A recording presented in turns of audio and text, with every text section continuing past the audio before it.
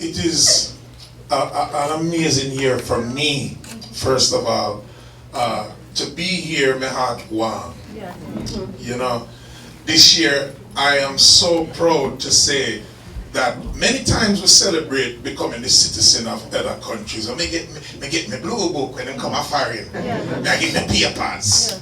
Well, this year I got my Jamaican citizenship and passport.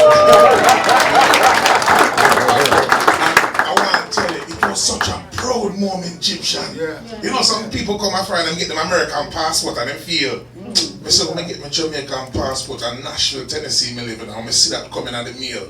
A feeling come over me, me feel my ancestors, me feel my grandmother, my mother will come from St. Catherine.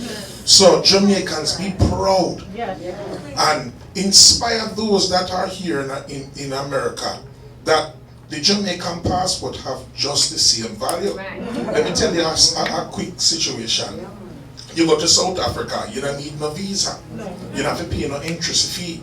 If you have an American passport, you have to pay $150. I said, why? They said because during the time of Mandela's incarceration, they said Jamaica was so loud for the freedom of Nelson Mandela. Jamaican big up myself.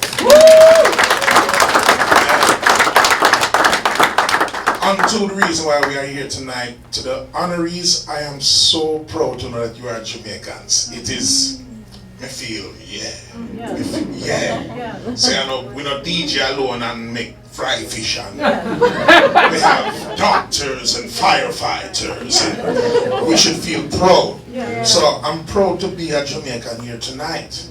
Me born in Brooklyn over the bridge, but me can say me have my citizenship and my blue passport that says out of many one people. Egyptian, I must say I'm so proud of you because many times you hear things about artists and a lot of times the bad thing about artists, but you never know the good. So CG, I am proud of you to highlight the music and our rich culture that tonight I can hear about Egyptian. Almost moved me to tears because I see him. Houston Reggae Fest, I just see him mash up the show, but I didn't know that he gives back to our country, Jamaica. These are the things that we have to highlight as a country. We're not so bad. We have a crime problem, but let me tell you, I've been to so many countries around the world, and nowhere no sweet feeling like Jamaica. Nowhere. We just need to fix the problem with the people. Nothing wrong with Jamaica, she'll be just fine. But it's the people, we have to change our way of thinking, love each other more. And as I accept this award on behalf of one of my biggest idols, because Shabba Ranks made us all proud as Jamaicans. So I'll never forget, I think it was in 1992 when Shabba Ranks stepped on their Arsenio Hall show. And them shoes bottom was brand new. He made fashion. Who remember the Gumby haircut? I used to have one of them haircut there.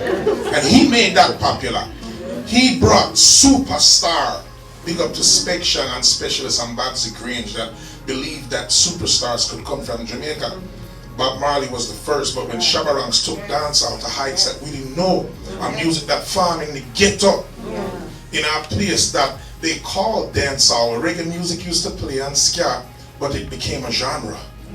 So for Shabba Ranks and his family, him say, "I'm me man, big dirty stinking Shabba," and that made every ghetto youth from Tivoli, Rima, from the inner city kids, make them feel proud and made them believe that they can be somebody. And me as a youth growing up here in America, Shabba was one of my heroes. Lieutenant Stitcher, Admiral Beale as a DJ, because DJ used to DJ before we started singing. And he was such an icon for people like Shaggy. I remember when Shaggy came over to my house in Brooklyn at our student, we used to have a Shabba Ranks contest to who could have sounded most like Shabba. One time I sounded exactly like Shabba. And then it started to ruin my voice, and then I said I better focus on the singing. And people like Bounty Killer, Buju Banton, he's our hero. So please make some noise, and I accept this award on behalf of the Shabba Ranks.